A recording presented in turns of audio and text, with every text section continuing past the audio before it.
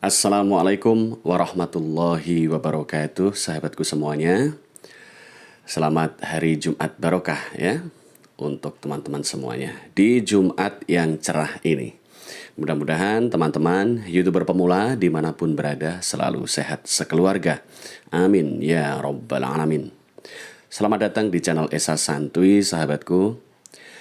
Kali ini ada satu kekhususan yang ingin saya sampaikan kepada teman-teman, dan semoga apa yang saya sampaikan dengan singkat nanti bermanfaat ya. Yang pertama, saya akan menyampaikan sebuah hikayat ya, sebuah hikayat yang nanti ada kaitannya dengan persiapan YouTuber pemula mulai sejak sekarang agar nanti tidak ada penyesalan lagi di kemudian hari. Karena penyesalan-penyesalan ini datangnya pasti di belakang, sahabatku. Kalau di depan, namanya pendaftaran. Kalau di depan, namanya pendaftaran. Kalau di belakang, namanya penyesalan. Nah, ini udah sering diucapkan ya. Nah, intinya begini. Apa yang harus kita persiapkan mulai saat ini sebagai YouTuber pemula agar 4 bulan atau 5 bulan ke depan kita sudah bisa mendapatkan hasil dari YouTube. Ini untuk teman-teman yang benar-benar pemula. Ya, nah, nanti kita bahas persiapan-persiapannya dan kenapa harus melakukan persiapan itu mulai sejak sekarang. Namun yang pertama akan saya bahas dulu tentang sebuah hikayat. Hikayat adalah sebuah cerita berhikmah. Ya, pada suatu ketika ada sebuah rumah tangga, laki-laki, perempuan, suami, istri. Nah, wanitanya sering merasakan panas dalam hati, kecemburuan luar biasa. Karena sang laki-laki masih muda, tampan, sebenarnya istrinya juga masih muda. Cantik, ya, laki-laki tampan, perempuan cantik, ya. Nah, wanitanya ini sering merasa bahwa kenapa suaminya tidak peka, kenapa pasangannya tidak peka. Ya, selalu dekat dengan wanita-wanita, bahkan kedekatan itu bisa dikatakan tidak wajar ya. Sering terjadi hal-hal yang menyakiti hati wanita tersebut. Meskipun sang laki-laki tahu bahwa pasangannya selalu cemburu, tersiksa cemburu, namun karena masih muda, sekali lagi karena masih muda, dia mengabaikan perasaan itu. Dia tahu betul bahwa istrinya tentunya sangat tersiksa hatinya siang dan malam ya, saat sang suami selalu berdekatan dengan wanita-wanita lainnya. Nah, tahun-tahun berjalan, kemudian suatu ketika mereka memutuskan untuk berpisah ya, karena sang suami juga merasa masih muda, masih mudah sekali untuk mendapatkan wanita yang diidamkan. Nah, ini dalam pemikiran logis dan alami ya, kalau masih muda biasanya begitu. Masih bisa mencari wanita lain. Nah, tentu saja bagi pihak istri kecewa dan sangat sakit hati karena dia telah mengikuti kemanapun suaminya pergi, mencoba untuk memasrahkan hidupnya sepenuhnya kepada suaminya, dan ternyata alhasil pengkhianatan demi pengkhianatan yang diterima. Pada akhirnya mereka berpisah, walaupun itu tidak diinginkan oleh istrinya ya.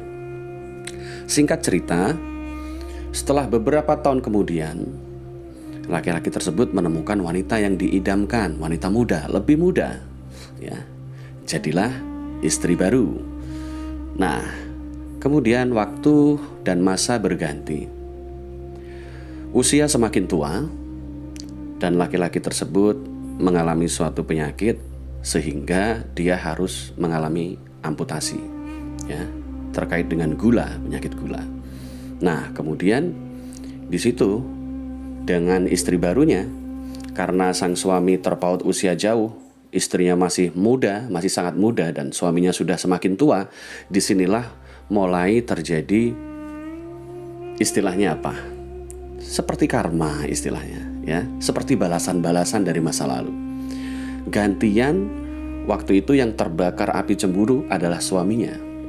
cemburu siang dan malam karena istri barunya yang masih muda tersebut ya, keluar nongkrong dengan teman-temannya yang sama-sama masih muda, sosialita, dan juga kenal dengan laki-laki muda yang lain yang sepantar usia. Tentu saja sang suami menjadi ingat, oh inilah hasil balasanku dari tahun-tahun yang lalu. Bertahun-tahun yang lalu aku menyia-nyiakan istriku yang pertama. Bertahun-tahun lalu aku mengabaikan perasaan dan sakit hati serta rasa cemburu dari istriku yang dulu. Sekarang aku dibalas di masa tuaku yang sudah mulai renta dan lemah ini. Istri baruku bersenang-senang dengan banyak laki-laki muda. Tapi apa boleh dikata, sudah terlanjur, penyesalan ada di belakang. Nah, dari kejadian ini, menderita di usia tua karena menyia-nyiakan kebahagiaan di usia muda, bahkan pasangan yang mungkin sudah rela mengikutinya, menerima kondisinya apa adanya, mengikuti kesana kemari, memasrahkan hidupnya, menyerahkan kehormatan dirinya untuk seorang pasangan yang dianggap sebagai pasangan terbaik, tapi disia-siakan. Nah, di masa tua, laki-laki tersebut mendapat balasan dari apa yang dia perbuat. Menderita hingga akhir hayat, terbalas oleh tindakan istri baru yang mirip dengan masa muda laki-laki ini. Mengabaikan perasaan pasangan, mengabaikan rasa cemburu dari pasangan, dan akhirnya juga mencari senang di luar rumah. Karena yang di rumah sudah tak mampu berbuat apa-apa. Usia semakin renta dan ditinggalkan. Meninggal dalam keadaan hati penuh derita. Penyesalan ada di belakang. Poinnya adalah jaga diri kita masing-masing. Jangan sampai diri kita tidak peka. Jangan sampai kita menjadi manusia yang tidak peka kepada apa yang terjadi di lingkungan sekitar kita. Jangan sampai perbuatan kita diam-diam menyakiti perasaan orang lain. Ini yang terpenting, menjaga perasaan orang lain, tentunya juga dengan komunikasi yang baik sehingga segala sesuatu berjalan dengan baik pula. Ini bukan saja berlaku untuk masalah rumah tangga, tapi berlaku dalam hubungan bisnis, hubungan kerja, dan juga hubungan profesional lainnya. Nah, semoga ada manfaat dan hikmah dari cerita ini ya. Oke, sahabatku, lanjut. Nah, bagi teman-teman kan sudah mengetahui ada peraturan baru yang sebentar lagi akan berlaku di Indonesia tentang syarat monetisasi, sahabatku. Nah, pertanyaannya apa yang harus disiapkan oleh YouTuber pemula sekarang? Nah, ini. Siapkan channel-channel cadangan, pilih saja salah satunya mana yang nanti akan dibuat channel beneran ya. Channel yang biasanya untuk ngoplos ya. Kadang nggak ada videonya, kadang hanya satu video, hanya untuk oplos saja sebagai channel cadangan, sebagai akun cadangan. Pilih salah satu akun mana yang sudah sering digunakan untuk ngoplos, nanti digunakan sebagai channel cadangan. Ya. Ini untuk persiapan. Karena begini sahabatku.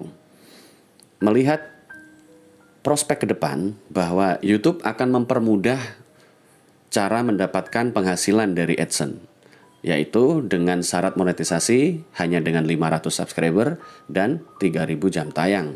Nah, ini nanti teman-teman kalau sudah memiliki channel cadangan, ya, isi dengan beberapa video, tentunya lebih dari 3 video, kemudian nanti suatu ketika bisa cepat dimonetkan dengan 500 subscriber dan 3.000 jam tayang, maka channel yang itu nanti khusus untuk sering-sering live streaming. Karena apa? Karena fitur yang bisa didapatkan nantinya akan melimpah di awal. Ya. Channel yang sudah diterima monet dengan persyaratan 500 subscriber dan 3.000 jam tayang, maka sudah bisa mendapat penghasilan dari super thanks, dari super chat saat live streaming, super sticker, dan juga fitur gabung. Nah, nanti agar teman-teman bisa memutuskan mau bikin konten cadangan, mau bikin tema cadangan tentang apa yang sekiranya setiap hari bisa sering upload. Yang kira-kira setiap hari bisa sering upload, ini yang penting. Konten apa yang bisa tiap hari upload tanpa ribet-ribet cari lokasi kesana kemari, agar setiap hari atau 2 hari sekali bisa live streaming untuk menghasilkan cuan dari live streaming sambil membangun personal branding. Nanti cara memasarkan channel baru kalian bisa kalian promosikan sendiri di tab komunitas channel kalian. Dan juga sekali-sekali promosi di tab komunitas channel-channel besar lainnya. Nah, ini akan mempermudah channel cadangan untuk berkembang tentunya, ya. Dan lebih mudah untuk membangun traffic baru. Karena kemudahan-kemudahan syarat monetisasi yang makin ringan, yaitu 500 subscriber dan 3000 jam tayang, tentunya akan menguntungkan pihak konten kreator juga.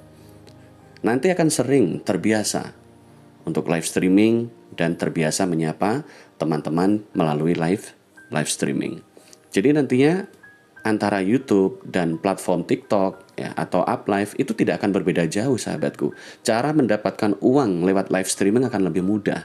Dan nantinya 5 atau 6 bulan ke depan, budaya live streaming akan semakin gencar ada di kalangan YouTuber. Karena melalui live streaming ternyata penghasilan juga cepat dan mudah. Nah, sebelum terlambat, mulai dari sekarang persiapkan ide konten untuk tema channel baru kalian. Milikilah channel cadangan yang aktif juga mulai dari hari ini. Nah, ini adalah persiapan-persiapan agar nanti tidak menyesal di belakang, ya. Saat teman-teman yang lain sudah menemukan ide konten dan mereka bisa live setiap hari dan bisa menghasilkan uang setiap hari, maka kita pun mulai sekarang harus berpikir untuk menyambut peraturan baru tentang 500 subscriber dan 3000 jam tayang. Nah, nanti akan banyak konten kreator yang melakukan live streaming. Dan siapa yang bisa menghibur penonton atau siapa yang bisa memberi manfaat melalui live streaming, itulah nanti juga yang akan mendapatkan banyak penghasilan dari super sticker dan super chat. Ayo kita bangun channel cadangan mulai dari sekarang agar nanti mudah dioperasikan sehingga penghasilan-penghasilan tidak saja bergantung pada iklan dari channel lama, tapi channel cadangan yang baru kalian juga menghasilkan uang dari super thank, super chat, dan super sticker. Dan itu lebih mudah, jumlahnya juga lebih banyak dari penghasilan iklan. Percayalah. Oke sahabatku, mudah-mudahan ini menjadi masukan sehingga teman-teman menemukan ide. Di hari Jumat yang penuh berkah ini, jaga kesehatan kalian dan semangat berkarya ya. Billahi taufik wal hidayah. Wassalamualaikum warahmatullahi wabarakatuh. Salam konsisten sahabatku.